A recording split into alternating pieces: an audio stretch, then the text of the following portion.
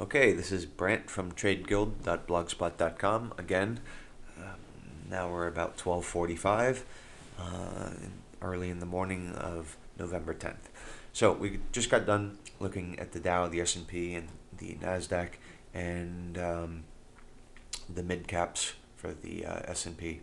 Now we're looking at the S&P Healthcare Index, and this just got whacked today. As you can see, yesterday also was a pretty bad day for the healthcare index. I guess the rationale behind that is that the Democrats are now controlling the House and the Senate, and that healthcare reform bills, and specifically, I guess, prescription drug plan benefits and all that are now looking at being revamped. So healthcare is one of the losers today that got whacked pretty hard.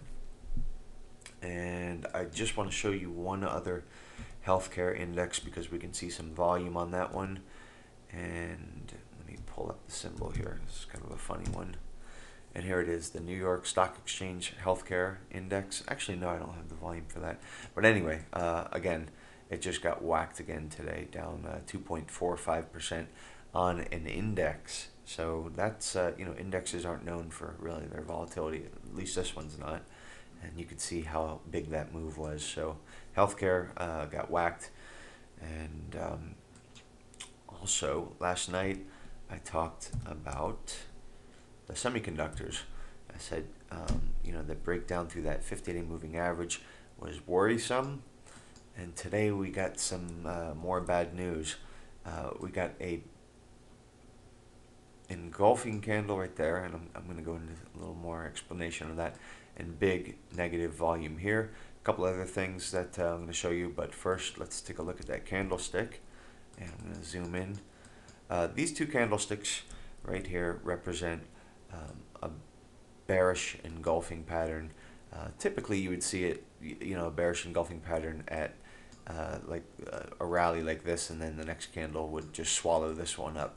But nonetheless, this was a little petered out rally attempt, and it was just wiped out today with that engulfing candle. I do want to show you the divergence here in TSV, and this is really, really pronounced. As you can see, price has been going up through September and into October, and TSV was headed down, and then price started going sideways over here. TSV continued down, and now we are in a leading divergence, and a pretty nasty one at that. So semiconductors, watch out. I think I have one in my portfolio. I think that's OCPI, and I'm going to keep a close eye on that. It is still a stock picker's market, but semis are not looking all that great, like I said last night.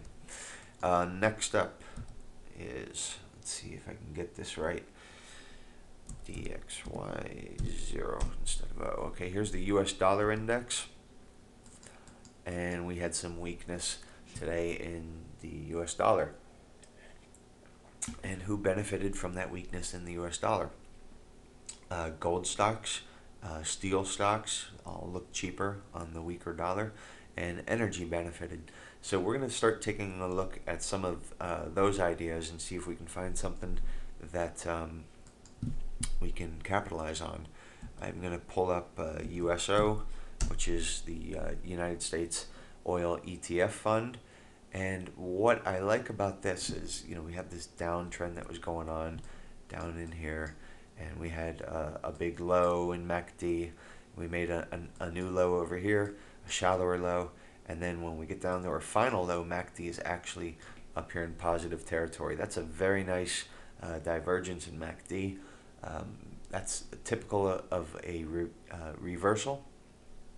And to boot, we got huge volume in here. So it really looks like oil prices are going to be back on the rebound. I said this months ago. I thought that oil was going to take a dive before the elections to help out the incumbents, and afterward it would be full steam ahead. So I think oil, we're going to see a nice move in oil. I didn't plan to show this, but let me see if I can remember the symbol. X oil. Here we go. Here's light sweet crude, and it was up 2.22%, or $1.33 a barrel, up to 61.16. And you know, it's a nice breakaway move here, nice little breakaway gap right there.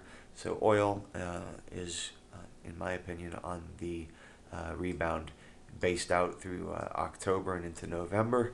So we're going to start looking for some ideas in there. Real quickly, I forgot to show you something on that USO. Let's see, I think there's a big divergence over here. Yeah, there it is. TSV. Again, we've been looking at those negative divergences. Look at price heading down. Look at TSV heading up. So this is telling us, you know, that this area of downtrend and consolidation was forming up into a nice reversal. So let's look and see what we have here. First up, I'm going to show you TRGL. TRGL was on the blog. I mentioned it on the 5th of this month and the 7th. And we've had a nice move since then on today, up 6% and on good volume. So TRGL looks similar to another stock that hasn't moved yet. So let's take a look at that one, see if maybe there's an opportunity. And that one is TGC, which is Tengasco Incorporated. Now, it did move, but it hasn't moved to the same degree, I don't think, as the previous. So here we go with what looks to be maybe a little rounding bottom in here, which is nice. Again, we have that MACD divergence over here. I think we had a crossover as well. Let me clear up the screen. There we go. We have a crossover, that 22-day over the 50-day moving average. And what else do we have here? It looks like we're going to get a pullback, I think, to this 10-day moving average. If we do, I think this would be a really, really nice buy in TGC. Now, this is a very, very speculative stock. It's down here at $1.04.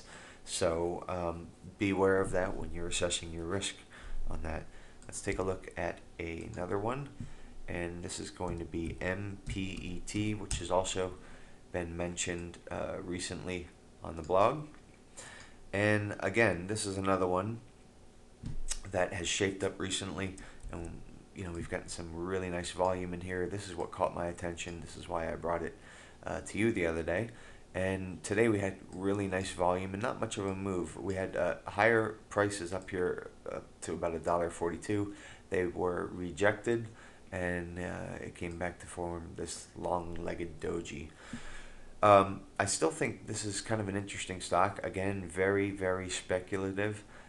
You want to be careful, but it looks interesting. Let's take a look at another one, and this was also mentioned on the blog several times recently. AOG, again, that big volume in here. And we haven't had the real significant price move, and I'll show you what I mean by that. Let's compare it to the industry. The industry is up here in red, and you can see the industry has, you know, it's right now sitting at pretty much the August highs, the industry itself, while this stock is well below the August highs. So this is a laggard. That's part of my laggard strategy that I like, and I think it is an interesting candidate. Again, somewhat speculative at $3.40, but it does look interesting. I'm kind of thinking about maybe jumping into one of these.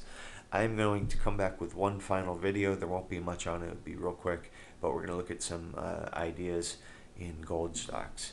So hang tight. I'll be right back.